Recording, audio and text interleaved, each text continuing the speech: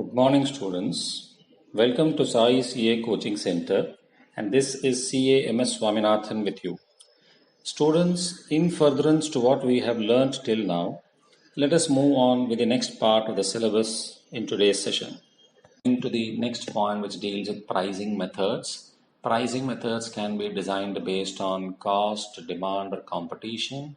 There's a chart given. Moving on, cost-based pricing method, wherein the firm would have adequate systems in place to ensure that their full cost is known, and then they would add a profit margin to their costs and quote a price in the market. Okay, this is possible where you are not in a highly competitive market, because highly competitive market where there's fierce competition, you can't be a kind of a price maker, you will be a price taker. So you will have to move in the reverse direction. So this cost-based pricing method is quite similar to your cost plus contracts. Okay, so you could fix up your margin based on total cost, or possibly even based on variable cost, but ensure that the margin is sufficient to fund your fixed costs as well. And also bear in mind that in future, when you want to replace your fixed assets, taking into mind or calculation the inflation, your profits must be such that enough capital exists with you to replace your fixed assets at the then prevailing prices. Okay, then we move on to another thing regarding cost plus pricing, wherein when I say add a margin to your cost, let's put some numbers. Suppose the cost of manufacturing for me is 100 rupees, and I were to add this 20% margin to it and quote a price of 120. A question arises, how did we arrive at this 20%? Well, it could be arbitrarily done in the sense, well, I woke up morning 4 o'clock, I got a dream that it should be 20%, and that's what I've quoted. Or a more scientific way is, generally we have already learned the concept of cost of capital or return on investment. So you would have in your organization a cost of capital applicable to you based on your weighted average cost of capital, and therefore every penny that stands invested by you in your business must fetch you at least a particular return for you to remain profitable on a sustainable basis. So you could, it's advisable you have that kind of a return on investment added to the cost to help you arrive at your price. And then there is an illustration which is given. I just want to point out one aspect regarding that illustration on page 7.12 of your Jan edition study material. To solve this problem involves a concept relating to learning curve. Okay. Well, there is a formula which is used to solve problems regarding learning curve, which is also given in the working as y equals a times x to the power b. You will have to use this formula. If you have any doubts regarding the calculations or anything, do reach me and I will clarify to you. Please bear one thing in mind, such type of problems, if being asked in the examination, if being asked, certainly the institute will have to provide you with the log values as well as the anti-log values, failing which you students will not be able to solve the problem. The next one is competition-based pricing. As I earlier said to you, cost alone is not the single most important factor to determine the price. The level of competition also makes an impact. The customer behavior, taste, preferences, etc. also make an impact. Now here, when we refer to competition-based pricing method, it clearly signals that the level of competition is high, and therefore I will have to certainly pay attention to the prices prevailing in the market from our competitors. Now in this, there are different types, one among which is going rate pricing, meaning I will not be able to have much of a privilege or freedom or leeway to set my own prices.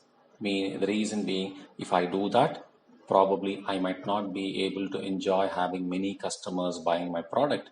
So I live with what predominantly is being quoted by my competitors in the market, though it is not essential that I must quote exactly the same price. Let's put it this way, there could be an industry average level of price prevailing, So I could charge something like the industry average price, with which I hope to earn sufficient profits, which will be helping me run my business on a sustainable basis. So that's something which is very important from a going rate pricing perspective.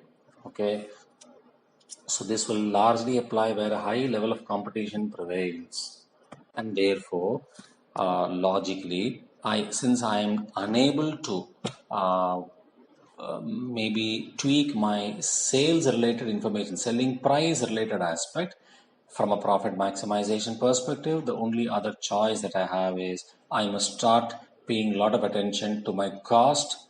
The reason being, try to minimize my cost as much as possible, thereby trying to maximize my profits, as I can't do much with regard to my selling price in the market. The next one, the next one is sealed bid pricing, which is nothing but something similar to tenders that are being quoted to get jobs, maybe governmental contracts, so on and so forth.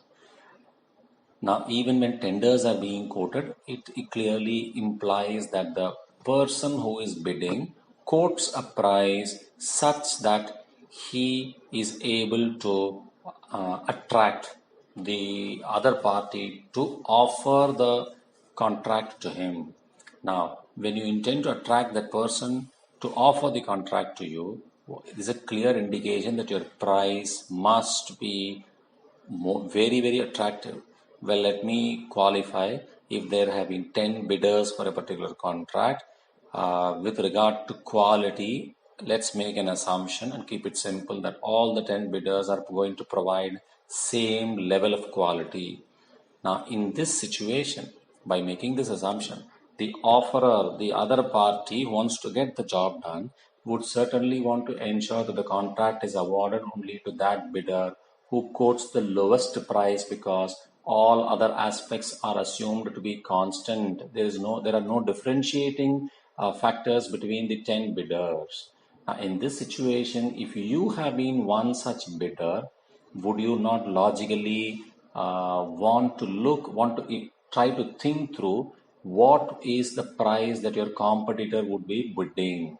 The reason being, you want to try and ensure that you quote a price such that it will certainly be lesser than what your other nine competitors are expected to bid. Therefore, you are not much concerned.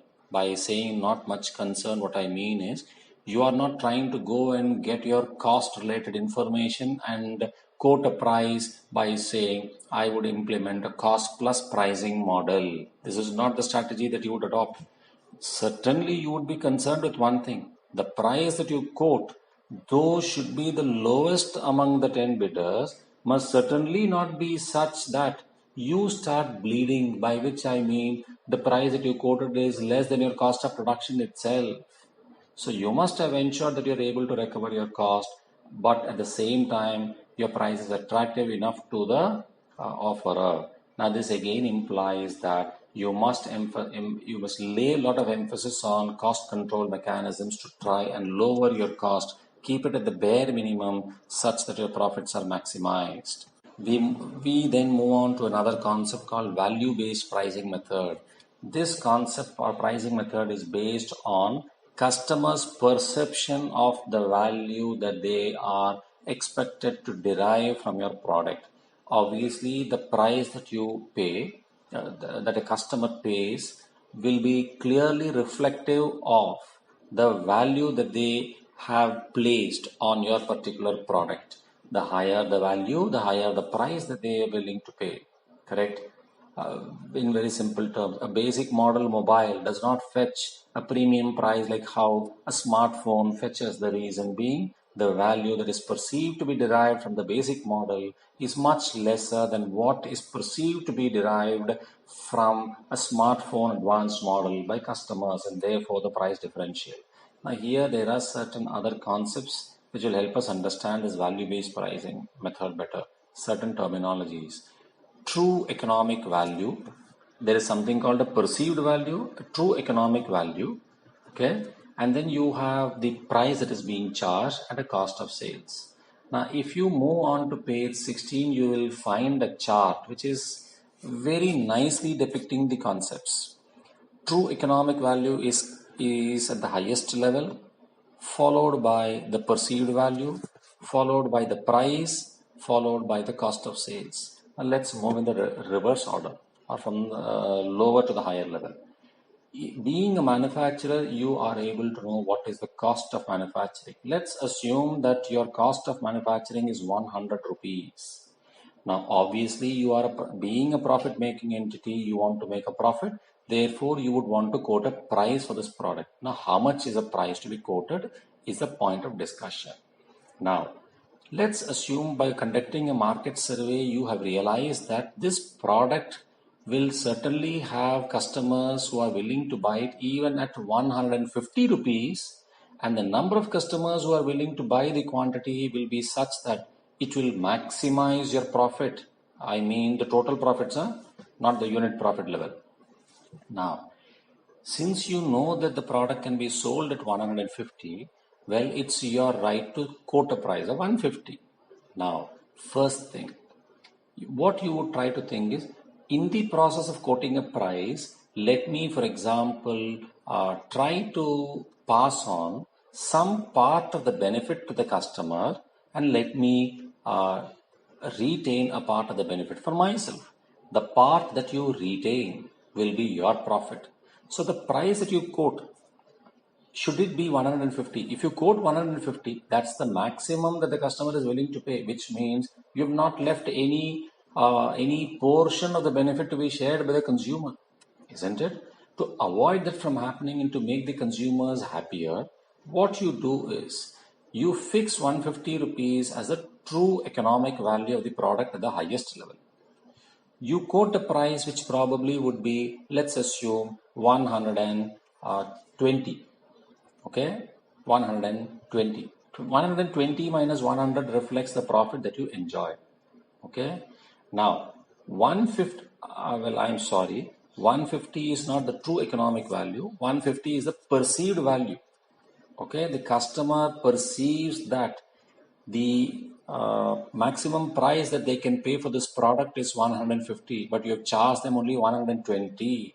So they feel, well, I am paying something which is less than what actually this product deserves. So 150 is what they feel is the worth of the product, but then you provide it to them at 120. You have made a profit of 20. They also feel that they have derived a benefit worth the perceived value of 150 minus the price that you've charged them, which is 120, a 30 rupee benefit. Now, above the perceived value is a true economic value. Now, what is this true economic value all about? Moving on to page 15, we find what is the true economic value. It is nothing but a true economic value is equal to cost of the next best alternative plus the value of performance differential. Now, all that this tries to indicate is the product that you intend to supply to the customer is of a particular quality, of a particular grade, with some features. Now, try to find out in the market what is the next best product that is available and what is the cost of that product in the market, meaning the competitor's price of the next best alternative, whatever be the number. Okay, now the moment you've identified the next best alternative, it clearly indicates that there are some differences between that product and your product. Correct? Because your product is better than that product. Why? What are we starting with in true economic value? Cost of the next best alternative, which means lower degree. So you are at the higher level. Now that you know the cost of the next best alternative, how much is the price that you should actually be charging as the maximum from the customer is the value of the differential in terms of the quality or the features between your product and that product. Now, there could be one particular feature which is better provided by that product by the competitor compared to what you provide. So your feature that is provided in your product is little inferior compared to what is being provided by your competitor. So what would you do? The cost of the next best alternative you have taken, you will now subtract. You will penalize yourself. Why? The value that you are providing to the customer with regard to feature 1 is of a lower degree compared to what is provided by the competitor. So you would penalize yourself by reducing that element of degree, that difference you will subtract. Feature 2, you seem to be providing a feature which is far superior to what is being provided by that model of the competitor. So what would you do? You would actually now add, it's a bonus for you. You will add and charge a premium for that. This sigma difference is what is value of performance differential. So you will have to spot that, calculate that, and add it to the cost of the next best alternative. The result will be a true economic value. Now moving on from there,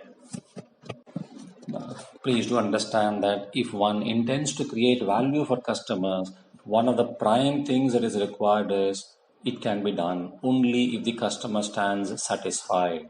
And if the customer has to be satisfied, first and foremost, we need to understand the requirements of the customer, which means we have to gather the customer requirements and then design a strategy, a policy which will be best suited to satisfy that particular requirement of the customer. Not only that, we should also make the customer aware that we have a product with us which will satisfy their requirements. Only then will we be able to quote an appropriate price to the customer. Then the next concept deals with pricing in periods of recession. Now, whenever there is a recession, it means there is an economic downturn and there is a lull in the economy. Therefore, you will logically try to quote a price which will be less than your total cost. Okay, why? Because you want to keep, there are certain non financial related aspects that you will consider. Already there is a recession, economy is in a lull.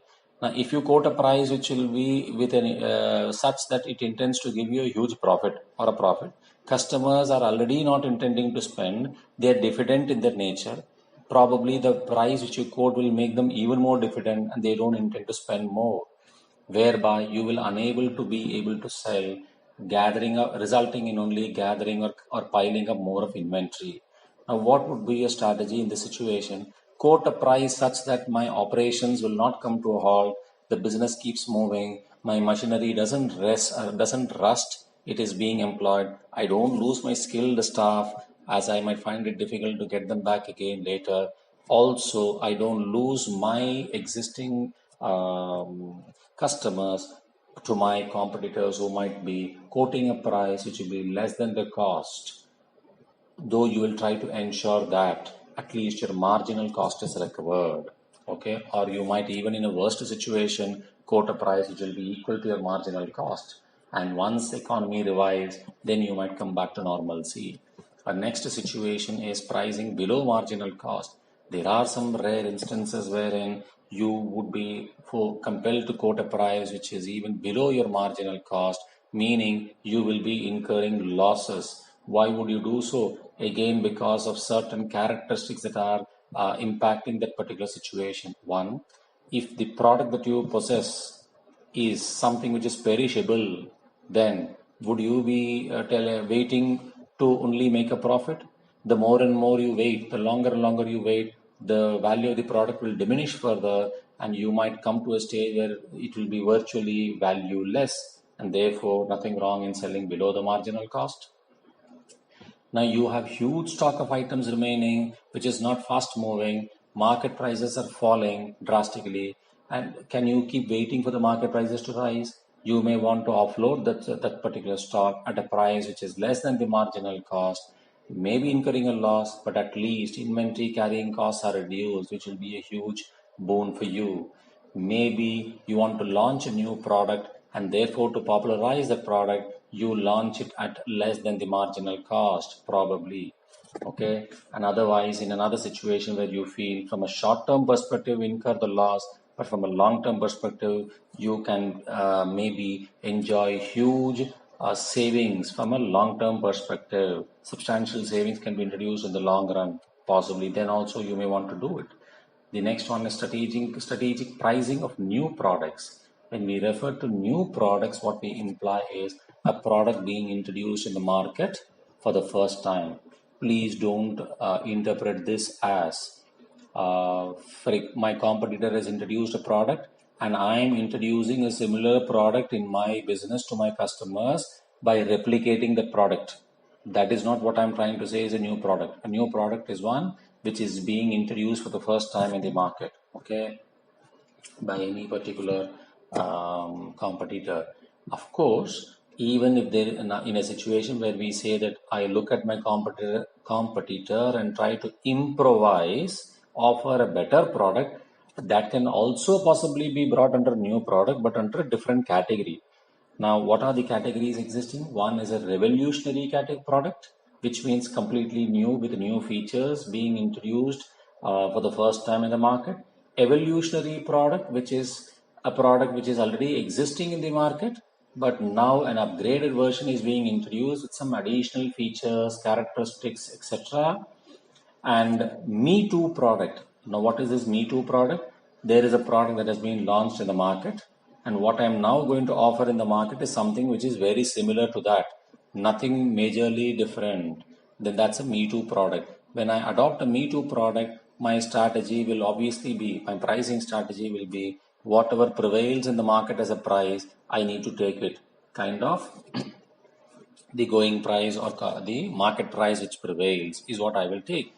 In the case of evolutionary product, I can look at cost plus pricing, competitor related information, demand for the product as well, and then fix a price.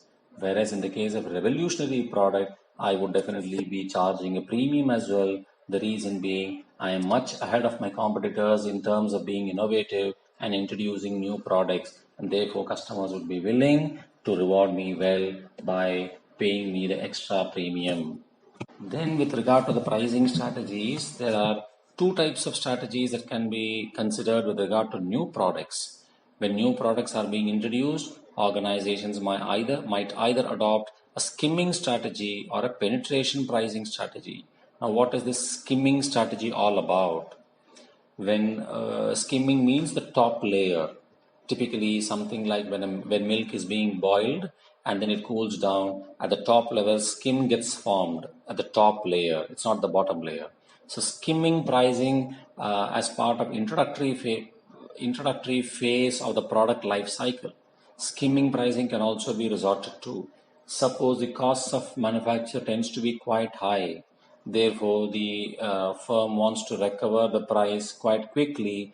They may want to actually adopt skimming pricing to help ensure that the full cost of production is recovered, possibly. So initially the firm might be targeting the price insensitive customers by charging a skimming price, and eventually as the product gets unfolded more and more, they may want to lower the price and try to maximize the profits by increasing the quantity. So price sensitivity will be considered at a later point in time. Then we have another situation where, as I said, high capital outlays might be involved, and therefore, to recover that, the organization might resort to skimming pricing strategy as well. Then we have the penetration strategy or the penetration pricing strategy. Wherever the organization or whenever the organization feels that they want to thwart or discourage new entrants from entering the market, they may resort to penetration pricing, okay, and keep the prospective competitors away from the industry. Two, another situation where they may want to implement penetration pricing policy could be where the demand for the product is elastic to the price, indicating that if the price is being reduced, the number of units which should be demanded by the consumers would increase. In such a case, from a profit maximization perspective, penetration pricing strategy could be adopted. Probably also when huge savings would result in the later days. Initially, you may want to sell it at a lesser price, gain a huge market share, quantities are increasing. At a later stage, you are able to enjoy huge economies of scale of production. Possibly there also you can consider penetration pricing strategy. And of course, as I said earlier, to keep your competitors away, prospective competitors away at the entry stage itself. There's a small portion in the chapter which deals with pricing strategies being connected with the different phases of the product life cycle, which is quite self-explanatory, and therefore I leave it to you to read it. And then we move on to another aspect, which is price adjustment policies. Now in real life, once you have fixed a price, is it sacred that you must never change the price? That will never happen in a real life scenario. Under different circumstances, the prices would probably be quoted in a different way. Now, certain adjustments that are done could arise because of distributors related discounts, quantity discounts. More and more you buy, higher and higher the quantity purchased, higher and higher the discount. Cash discounts to promote earlier payments could probably be done, and therefore prices would change. Price discrimination could be done between two different markets. You can have one market and another market A, market B. The product that is being supplied could be priced differently in two different markets. But one key point to be remembered in mind with regard to price discrimination is that first and foremost, it must be possible to segmentize or compartmentalize the markets.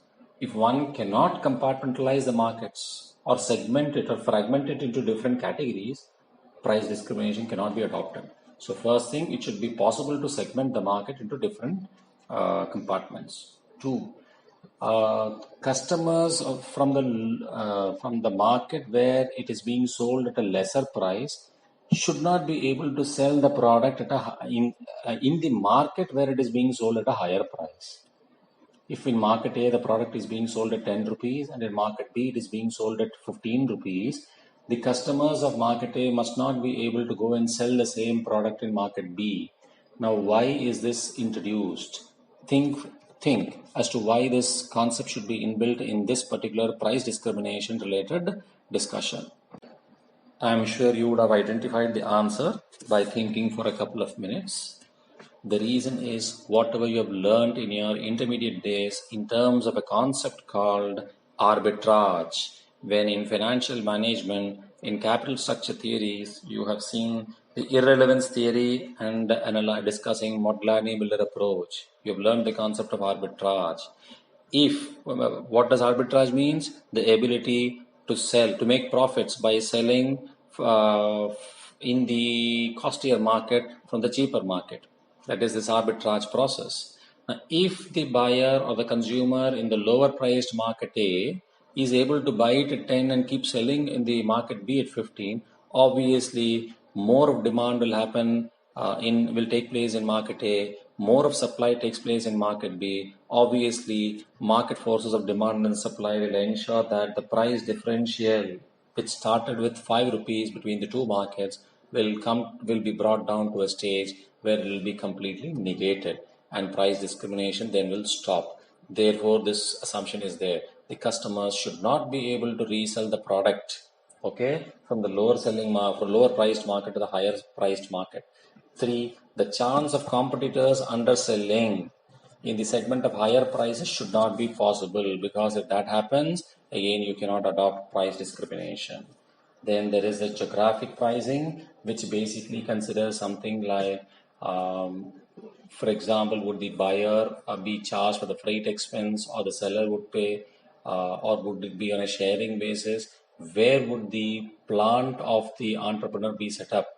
For example, if we have a plant which is set up in Kolkata, and our customers are 90% of our customers are actually sourced from New Delhi, then there would be a huge transportation cost involved in shipping the goods from Kolkata to New Delhi. Maybe a more effective decision might have been to have our plant set up somewhere closer to New Delhi, so that the transportation cost could have been brought down significantly. Of course, having in mind that it should not result in the overall cost shooting up. So that's something that is to be borne in mind with regard to geographic pricing. In different areas, different prices could still be charged. The last one deals with structured approach to pricing decisions, which is self-explanatory. And one more concept which deals with sensitivity analysis in pricing decisions. Now, what is the implication of this? What is the meaning of sensitivity analysis in pricing decisions? It means, in other words, when we have decided upon a particular price to be quoted, it was based on some pricing decision, some pricing policy. Now, various factors might have been considered by us in arriving at a particular price. Now, in this sensitivity analysis, what is being done is whatever variables were considered or factors were considered or inputs were considered by us in arriving at a particular price, what we do is if those factors or variables are altered to some extent, maybe let's assume that we have considered the customer behavior, we consider the raw material prices, we consider the capital equipment that is required and its prices. Suppose these prices were to increase, each of these inputs are being altered, changed by 10% incrementally. What would be the impact on the price and therefore the ultimate impact on my profit from a maximization of profit perspective is what we try to analyze through sensitivity analysis in pricing decisions. Various factors we can consider is market demand, changes in market prices, exchange rate fluctuations if there is a foreign exchange transaction. With regard to external environment, with regard to internal environment, some factors could be our initial capital expenditure, the research and development expenditure, probably our production cost, marketing costs, product prices, etc. What would be the resultant impact? With this, I guess the chapter comes to a closure. You have another part to read, which is pricing of services, which is again quite simple. Best of luck to you.